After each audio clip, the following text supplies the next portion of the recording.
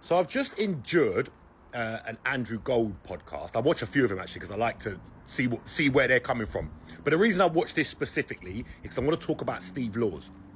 Now, Steve Laws is a patriot, and there's nothing else to it. But something tells me that is exactly the opposite of what this person is going to argue. Is one of the loudest voices in the UK pushing for this so-called policy of remigration. I've had loads of people jump in my live and tell me, I'm going to get sent back to my country and I'm next, blah, blah, blah, blah, blah. But it needs to be taken seriously because remigration is just a euphemism for mass forced deportation.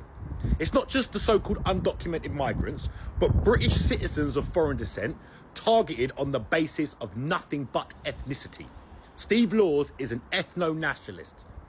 And it's a fantasy dressed up as a policy, but there are a lot of people who are getting behind it. So it's a fantasy dressed up as a policy, but it also has absolutely massive support? Well, that doesn't quite make sense, does it? If something has a lot of support, that makes it far more plausible. And remigration is not forced deportations. This guy is trying to make remigration sound like some insidious, evil thing, where the British military will come knocking on people's doors at 3 a.m. and drag them out. That is not what remigration is. Remigration is simply the process of people returning to their country of origin. It could literally just be the state financially incentivizing people to leave, and there's nothing forced about that. Because the fact of the matter is, there are many people living in this country who simply don't see themselves as British. They are living here for the economic benefits, and as soon as those are removed, or they're given financial incentives to leave, then they absolutely will. And that is a very ethical policy. Share your thoughts in the comments down below.